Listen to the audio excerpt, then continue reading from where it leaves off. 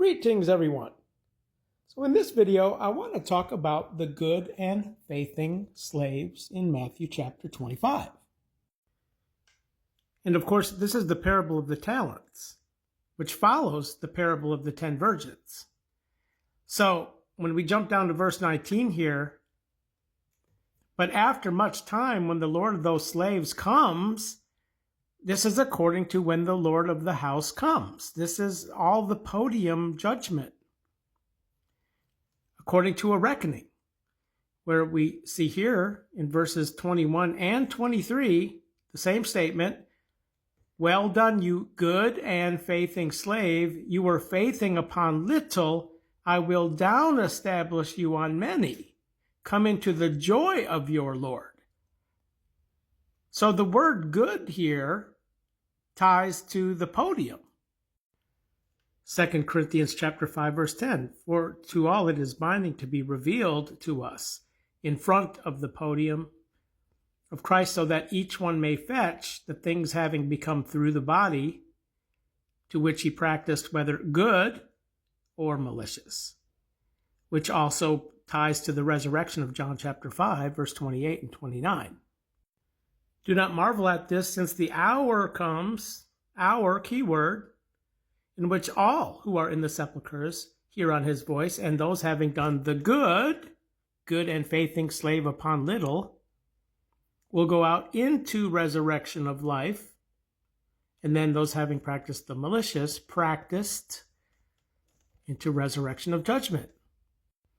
Again, to all it is binding to be revealed to us in front of the podium of Christ, so that each one may fetch the things having become through the body which he practiced, whether good or malicious. We're notice here, "Well done, you good and faithing slave. You were faithing upon little," shows us that they have to still fetch the finishing of their faithing, because here their faithing is little. So fetching yourselves the finishing of your faithing is in the safeguarding of souls when Christ returns in front of the podium.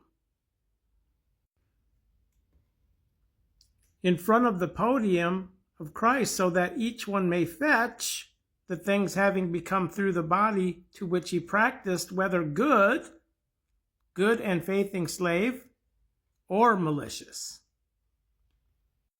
So again, in relationship to the timeline of this parable and the down establishing, well, this is all pre-midnight, before the sober-minded virgins enter the wedding back here. They will be down established in front of the podium, in front of the Lord, to finish their faith, their hallowing, so that they may enter here. Which the door, when it's shut, is midnight back here. Verse 6, which is the rapture, when they enter. And then down here at the beginning of the parable of the talents, when he says, "Watch, since you do not perceive the day, but not the hour," he's talking about eventide hour.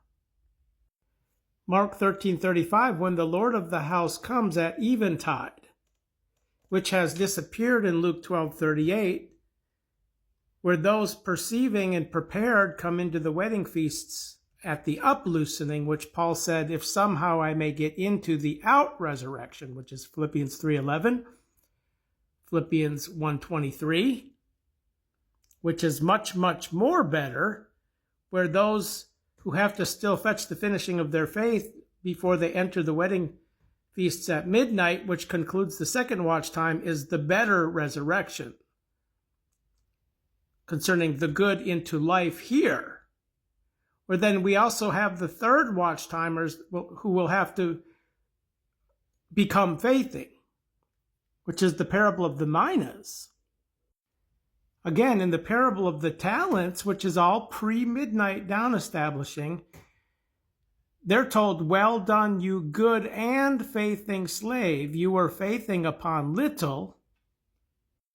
Where in the parable of the minas, when it says, "and he coming again," this is after he took the regency, which is the heavenly on regency for all who enter the wedding feasts at midnight. Or when we come down here, we see it's different. It says, well, you good slave. It doesn't say good and faithing. It says, you good slave, since you have become faithing in the least.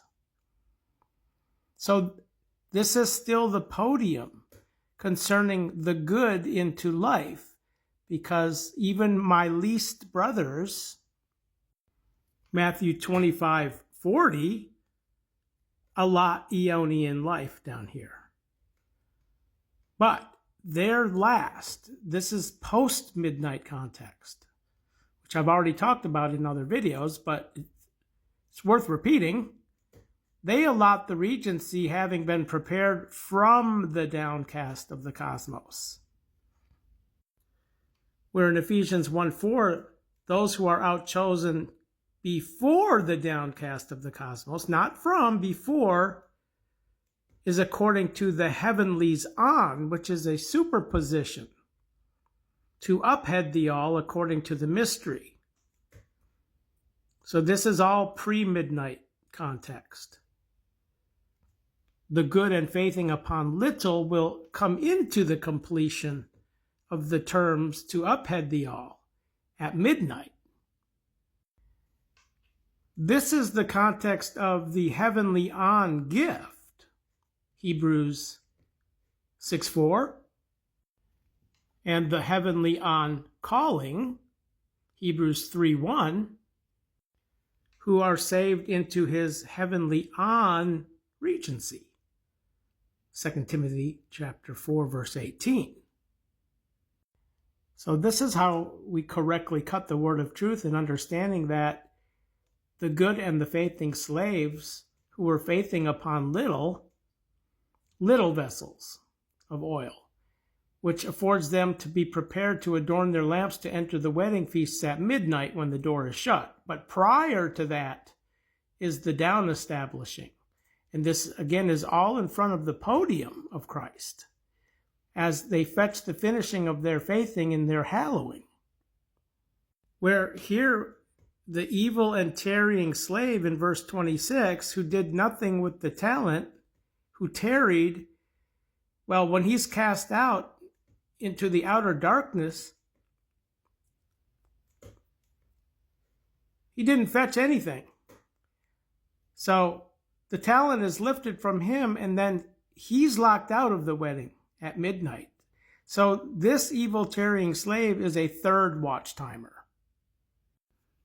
Here he's called unusable, where we find only one other occurrence of the same word, unusable, which is another parable in Luke chapter 17, verse 10 here, where when we back up, he has to prepare. So he's plowing a herding slave who has having come out of the field. This is resurrection talk here. Is it not that he will say, prepare something for me, I will sup, and gird yourself, and serve me, and then you will sup, where the girding is seen in Luke chapter 12.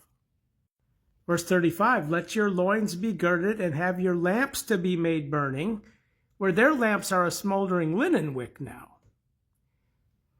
So they're third watch timers here. But blissful are those still, because remember, they allot the regency, but not the heavenly on regency.